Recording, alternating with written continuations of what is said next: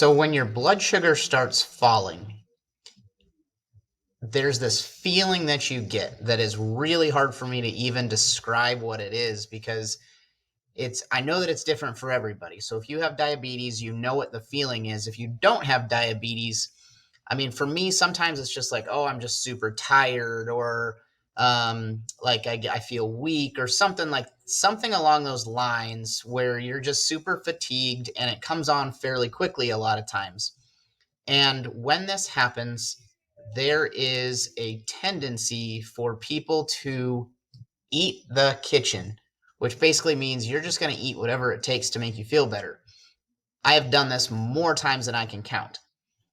Guys, my name is Ryan. I'm a type 1 diabetic, and I am here today to tell you how I bring up a low blood sugar and how I've done it in the past, because the two things are completely different now.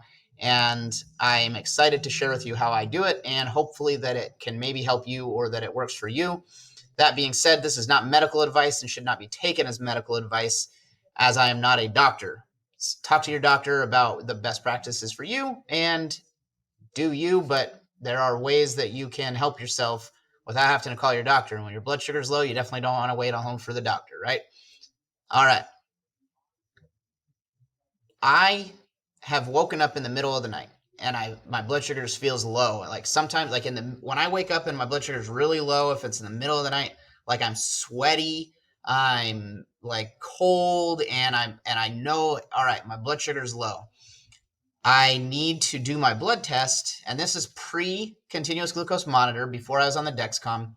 It's like, all right, I need to do my blood test so that I know how much food I need to eat. So I would go check my blood sugar, and like there's a few times I woke up and I'm in the 40s, and I'm like, all right, cool. Like now I know where it's at. I know that I need to eat about 30 carbohydrates. So I go to the pantry and I start looking. And for me, it's like, all right, I'm looking and looking and looking, and I see what's in there, and I go, okay, cool. I'm going to have 3 little candy bars, fun size candy bars. I'm going to eat them. That's enough carbohydrates for me. So I eat them. And then I think, you know what? Maybe I should have a little bit of peanut butter, because that'll help the sugar stay leveled out a little bit longer. So I love peanut butter, so I get a spoon and I eat a big spoonful of peanut butter. Now I think, you know what? I want something else, and I'll just start picking out things.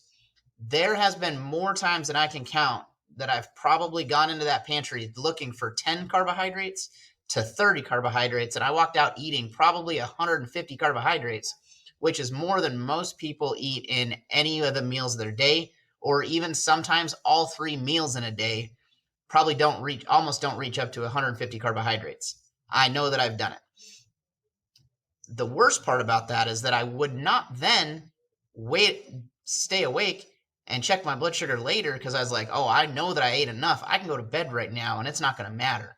So I would just go to sleep, and then I'd wake up and my blood sugar's sky high, and I'm just like, all right, now I got to fix this. And it's just a roller coaster ride. And I've talked about the roller coaster ride in other videos a little bit. So go back and watch those videos, subscribe to the channel, and so you can start, watching my journey with my diabetes, and hopefully it helps you at some point across the way.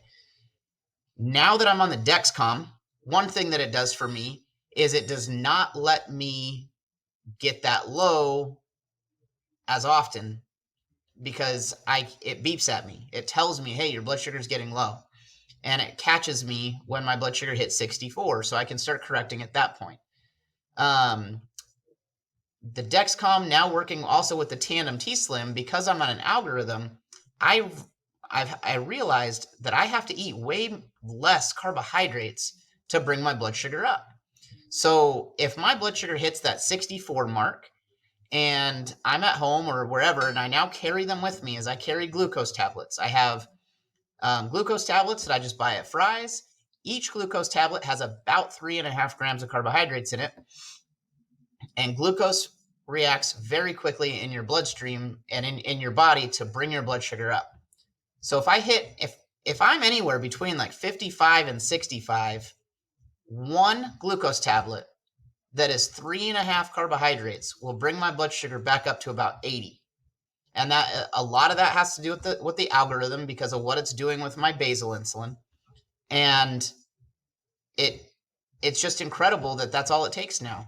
And I realized, like, man, I wonder, like, before I had the algorithm, I could have done things differently. I could have like set a temp basal rate on my pump so that I was not getting basal insulin for an hour, ate a little bit of carbohydrates, and then been fine. And then I would not have woken up in the 300s or 400s because of eating the kitchen. Things are a lot different now that I'm on this algorithm and I'm on this pump, and I'm so excited for it. Obviously, there are times where you need more help than that, right? Like I talked about in my last video, where I was throwing up and I could not get my blood sugar up. I needed medical intervention. I went to the urgent care. If you're bad enough to where you need to go to the urgent care, if you have somebody there with you, they can drive you to the urgent care and hopefully get you there quickly, or the emergency room, whatever's closest. If you're by yourself, call 911, right? Like it's not a bad thing to have to call 911 if your blood sugar's low, because if it gets too low, you need to be able to control yourself, or at least notify somebody that, you're on your way down and you need help. Other things that, like, I think affect at least my blood sugar very quickly and that have worked for me in the past is maple syrup. My mom used to use maple syrup. My wife has had to use maple syrup when my blood sugar is so low that I'm not there, where I can't talk, I can't interact. Maple syrup reacts very quickly inside of your mouth, and it allows your blood sugar to come up to a point where at least you're coherent again. So maple syrup, honey, things like that really have a big impact on your blood sugar a lot faster, because there's a lot of carbohydrates in a small amount of it. And so it really does work fast. So those are just some ideas. Obviously, like, juice is a good idea if you need it, because it's a liquid and liquid affects things faster. I think the most important thing for you to do is to really kind of get a good idea of how many carbohydrates it's going to take to move your blood sugar a certain number, so that you know how much you need to eat to bring your blood sugar up. Because the last thing you want to do is have a low blood sugar, eat something, and then have your blood sugar go sky high, and then you have to correct, and then it starts falling again, and you're doing one of these numbers when you don't need to do that. Guys, you'll get it figured out. It takes some practice, it takes some time, but I know you can do it, and I'm excited that I figured it out for me. I'm here to help hopefully figure it out for you, and let's just continue this journey down together. All right, guys, have a good day. Thanks. Bye.